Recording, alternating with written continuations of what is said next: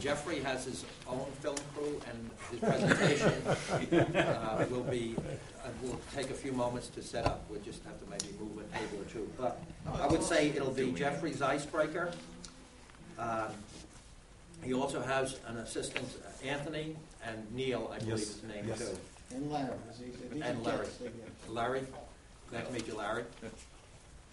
I have a feeling this meeting was kind of getting out of hand for me when the technology moved in with Paul and Jeffrey, and I just swirl. I love technology, but I like to take it a little bite at a time, not to have it thrust upon me, but I welcome it.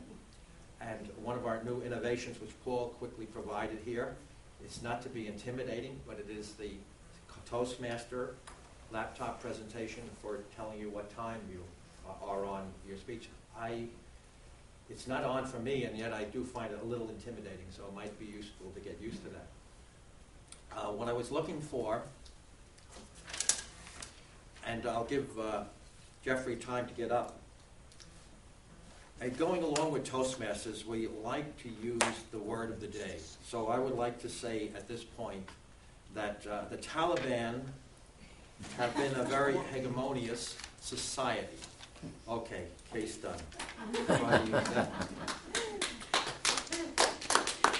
With that, I also would say that I'd like to that Bob Cooner was being evaluated by Zach Kraft. At that point, I'd like to introduce Jeffrey Dornbush with his icebreaker, and welcome, Jeffrey. Thank you. I just want to make one. Don't start the timer yet. I just want to get more of an assessment if I do this. I'll wait time. Give it 4 to 6 minutes.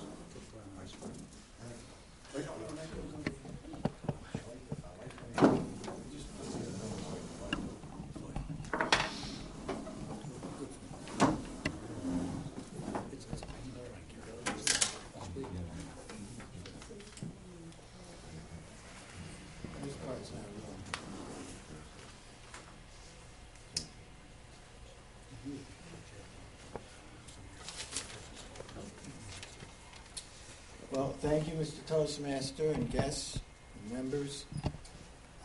The title of my speech is Icebreaker, Fate of a New Toastmaster Member to Get Through.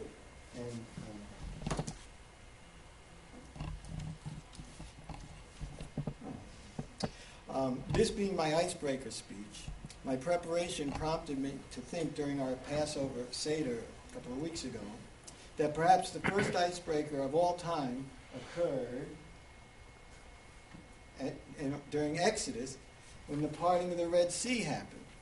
Now, we all know the story, how the children of Israel were waiting for God to work a miracle when they found themselves trapped between the hegemony, there's your word, the Pharaoh's armies, and the Red Sea in front of them, and they were trapped.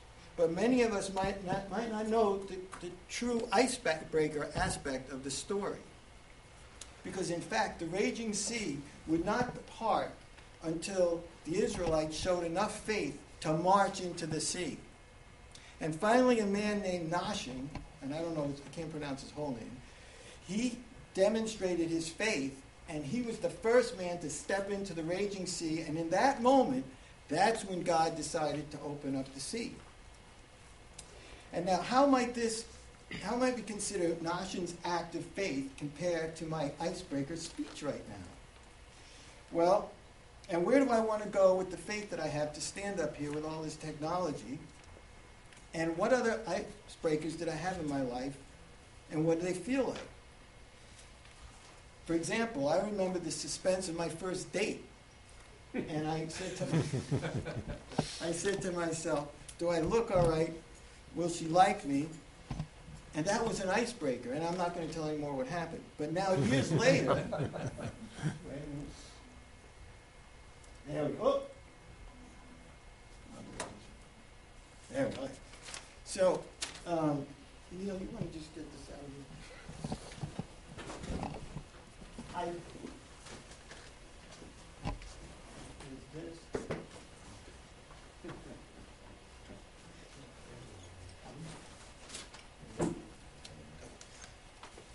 Neil's going to participate in this speech a little bit. Neil is my neighbor, and the guests that I've invited and come is Anthony and Larry, and we've known each other for many years, all of us. In any case, back to now, years later, after this first date, who would have thought that my wife and I would be married with 3 sons, and 2 are in college, and 1 is going on his way. And reading through our Toastmasters Competent Communication Guide, I thought I would get comfortable with using visual aids. And I don't mean this, but Neil is nice enough to, there's a little family album that you might want to look at if you know, just to get an idea. I wasn't going to talk about my family. Then there was the professional icebreaker. And I remember with great trepidation, the first time in dental school, this is back in 1973, I think it was, I gave my first Novocaine shot to a patient. Now, that was pretty scary, you know. And my practice, and at that time, would I have ever thought that my practice, you know, I'd be, you know, featured on a magazine, a local magazine, and actually you could read about my dental practice, which I'm not going to talk about, but there's this reprint in the magazine is on this little folder, and then you can look at it. But this speech, as well as to this day, I continue to experience many icebreakers, and tonight is obviously one of them. Spiritually, intellectually, and physically, so much so that I've even considered writing a book called My Midlife Makeover. I remember about 2 years ago, during July 4th, when I started the boot camp at the YMCA in Marblehead, and they met at 5:45 in the morning, and there were 20 to 25 members, and they said, we're going to run from the old Y over the beach, which is about a mile. And I was a couch potato, and I could hardly run a block. And the first day, I ran about a block, and all of a sudden I saw everybody's heads, and I just kind of waited for them to come back. But I stuck with it. Oh, wait a second. There it is. This is the old Y, and there's me running there with my son's shorts, because I didn't think I was going to make it, in the red over here.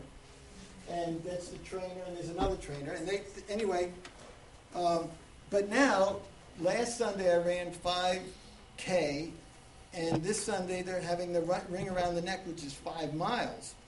Now, most importantly, how does all this relate to Toastmasters can best be expressed by a motto that I saw in a fitness store, which is near the Sylvan